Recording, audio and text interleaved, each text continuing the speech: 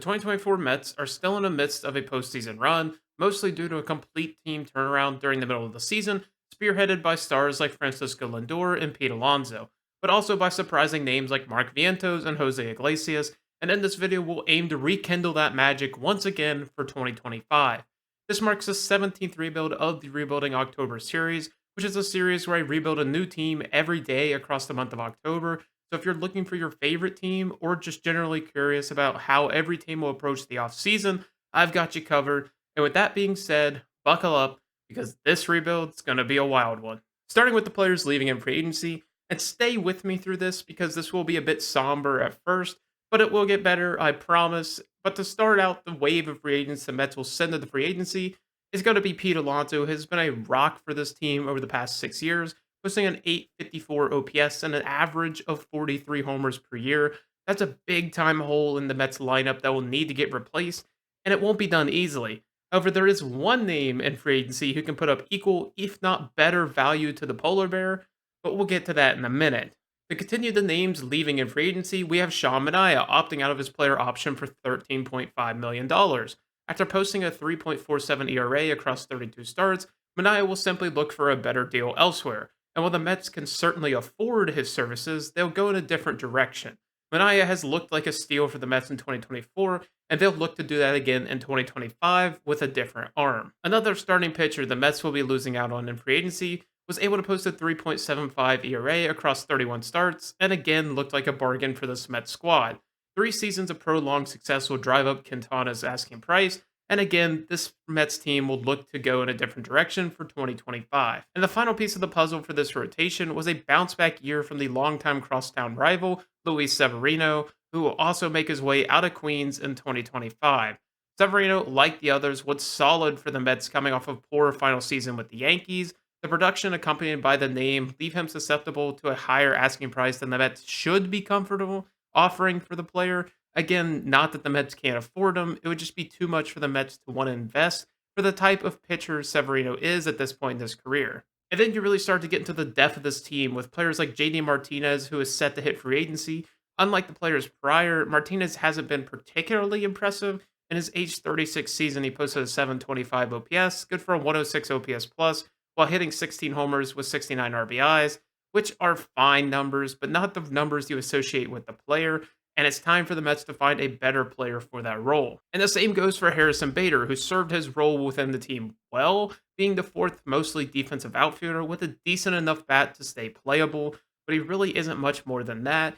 And with certain players being signed to the roster later in the video, it does push Bader off the roster for 2025. And the next set of players to hit the free agent market are all from the bullpen in Phil Maton, Brooks Raley, Adam Ottavino, and Ryan Stanek, all of which come from that solid to okay range as relievers, and the Mets can simply do better and acquire more talent to get to Edwin Diaz unscathed. Another name that could hit the free agent market, but in this case will not, is Drew Smith. Drew Smith has been rock solid out of the pen for 4 years, posting a 3.35 ERA across that span while striking out almost 10 batters per 9 innings. Smith can continue to be a stable force in the Mets pen and could be a stable piece with so many moving parts. However, there is one more name that would hit the free agent market unscathed, and that is Jesse Winker. Winker started the year with the Nationals and looked really impressive there, posting a near 800 OPS. However, with the Mets, he has had his struggles, posting below league average numbers and really struggling as the season came to a close. Again, Winker is solid with upside, but there's better options for the spot. And generally, I would say the same for Jose Iglesias, who enjoyed a nice career resurgence in 2024 and could look to up his contract value significantly. However, he meant so much to this 2024 Mets squad that I'm not sure that the infielder can be let walk into free agency. There is a solid risk of an overpay in this scenario, but it's one of those situations where you don't want to see him go anywhere else due to the clubhouse fit. So yeah, Iglesias is staying in New York. And it's time for the fun part of the video where the training wheels that have been placed on a lot of the other teams can come off and where no free agent will be unobtainable with the deep pockets of Steve Cohen. And that becomes extremely evident when the Mets grab Juan Soto from the crosstown rivals in the New York Yankees. Soto posted a 989 OPS co-starring in the Bronx with Aaron Judge with 41 homers and 109 RBIs, all of which while entering the free agent period at just 26 years old. It'll take a record-setting contract to lure the Dominican outfielder across town, but money is exactly what the Mets are known for with this ownership, and what he could do for this team cannot be spoken enough. But it doesn't stop there, as the team will be grabbing Christian Walker to fill the void that was left in the wake of Pete Alonso. Walker might not post the ludicrous power numbers that Alonso can, but Walker certainly isn't a slouch, posting an 813 OPS over the past 3 seasons with an average of 32 homers and 94 RBIs. Plus, Walker is a considerably better defender, which has resulted in multiple gold gloves during that same time frame. Walker can fill the shoes of Alonso, just in a slightly different way. That might even squeeze a little bit more value from the position for the Mets.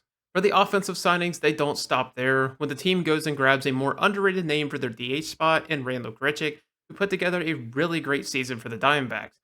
Gritch very quietly posted an 875 OPS over the course of 106 games while tagging 12 homers and 46 RBIs. A lot of those underlying numbers also jumped off the page for Gritch in 2024, and if he can continue to close that sort of production, he'll be a very quality addition for this team.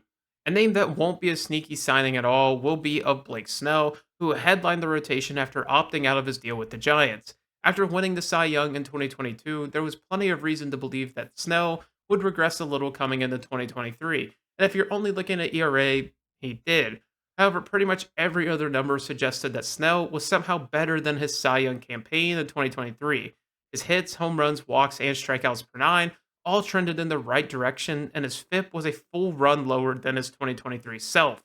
Snell might very well be improving as a pitcher as he enters his early 30s, which will be scary for any team to face going up against the Mets. Final starter the team will add to replace their outgoing talent will be Walker Buehler, who again might become a bargain for the Mets. Buehler is coming off a pretty bad 16 starts for the Dodgers in 2024, where he posted a 5.38 ERA and didn't look anywhere close to the pitcher we knew. The Mets are looking for the pitcher that was once one of the most exciting pitchers in baseball from 2018 to 2021, where he posted a 2.82 ERA with a 3.16 FIP.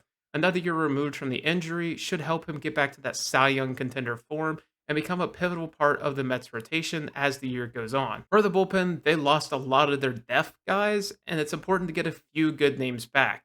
The first of which will be Andrew Chafin, who admittedly didn't have the best 2024. However, when you look at Chafin, you're looking for a reliever in there from the 2014 to 2022 season, where he posted a low 3 ERA and basically allowed no home runs over that stretch. It's not an exciting guy, but it's someone serviceable to throw out there for those middle innings. A reliever who is the definition of excitement the team would bring in is none other than the Cuban missile himself, Aroldis Chapman. Chapman took over the closer duties midway through the year for the Pittsburgh Pirates, posting a 3.79 ERA across 68 games with 14 saves mixed in there. Obviously, Diaz would retain the closer duties, but as a guy to get it to the closer, Chapman is really solid. As for the prospects the Mets could see during the Major League season, there are 5 names that could make a major impact on the Mets squad for 2025. The highest rated of the bunch is Brandon Sproat, who extended quickly through the Mets system in 2024 and looked really successful until his 7 starts at AAA, where he posted a 7.53 ERA in that time. Sproat is so highly valued because of his incredible stuff with a plus fastball slider, changeup, and cutter, with an additional curveball and some decent control. While it would be exciting for the prospect to start the year in the majors, some more time seems like it will be necessary after his struggles at the AAA level. And it's a similar story for Jet Williams, a shortstop ranked 52nd in all of baseball. He gets that pedigree from his advanced batting approach with good contact skills while being a plus arm. The team doesn't really have room for him on the immediate roster, so he will likely begin the year in the minor leagues. And another player that finished the year at the AAA level was Drew Gilbert, who is currently ranked as the Mets' 3rd best prospect and the 74th best prospect in all of baseball. Gilbert is a solid, all-around outfielder for the Mets who can utilize his hit over power production to raise his floor as a player who has decent run and arm grades. At 56 games at the AAA level last season, Gilbert only posted a 215 average, but showed decent pop despite his frame that can continue as he started to lift the ball more consistently. The Mets' 6th best prospect shouldn't still be in here if it weren't for injury, and it's Ronnie Mauricio. Mauricio got his crack at the majors in 2023, posting a 643 OPS over 26 games, which showed some good infield versatility that would be necessary for him to crack the Major League roster this season. Unfortunately, due to the injury, he did get replaced on the roster, so it will be an uphill climb for the infielder to make it back to the majors. And the final prospect to keep an eye on for 2025 is Blade Tidwell, who finished the year in 2024 at the AAA level. Tidwell does have impressive stuff for a prospect ranked so lowly, and a part of that is because his control of those pitchers has been a bit lackluster. After posting a near 6 ERA in AAA across 19 starts, he will undoubtedly start the year there, with room to punch upwards if injuries clear the path for him. That brings the final roster of Francisco Alvarez at catcher, Christian Walker at first, Luis Angel Acuna, who you should expect to take over the second base spot, Francisco Lindor at short, with Mark Vientos at third, Juan Soto would man left field, with Brandon Nimmo in center, Marte at right, and Grichuk at the DH spot. Jose Iglesias would remain on the team as an additional infield option, with Tyrone Taylor as the team's fourth outfielder. Luis Torrens would remain as the team's backup catcher, with Jeff McNeil returning to a bench role.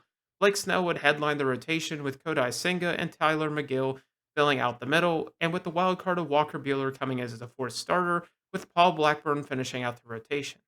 With this roster, the team would undoubtedly enter the season as World Series contenders, if not favorites. Sure, they would see a lot of roster turnover, which could cause the team to start slow until they can get this team dynamic together. But when this Mets squad gets going, they could replicate the results from 2024 season and more.